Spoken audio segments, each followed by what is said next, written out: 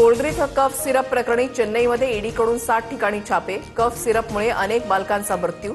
श्रीसंत फार्माशी संबंधित अधिकाऱ्यांच्या घरांची ईडीकडून झडती, सूत्रांची माहिती। भ्रष्टाचार आणि विविध समस्यांबाबत आज मनसे आणि ठाकरेंच्या सेनेचा ठाणे पालिकेच्या मुख्यालयावर मोर्चा। शरद पवारांच्या राष्ट्रवादीचाही मोर्चाला पाठिंबा। जरांगे सरड्यासारखे 10 वेळा भूमिका बदलतात, कधी हैदराबाद गॅझेट तर कधी सरसकटची मागणी करतात। विजय वडेट्टीवार यांची सरांगेंवर टीका। निलेश घायवळ प्रकरणामध्ये पुणे पोलिसांची विनंती इंटरपोलकडून मान्य। निलेश घायवळचा आंतरराष्ट्रीय स्तरावर शोध सुरू। दुबईत गेलेल्या मुलाच्या अचानक झालेल्या मृत्यूनं नांदेडच्या शेतमजूर दाम्पत्यावर दुःखाचा डोंगर।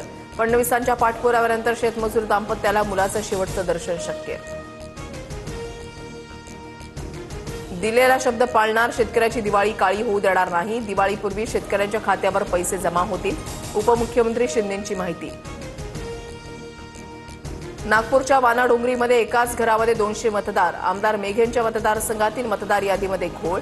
पवारांच्या राष्ट्रवादीचे नेते दिनेश भंग यांचा आरोप।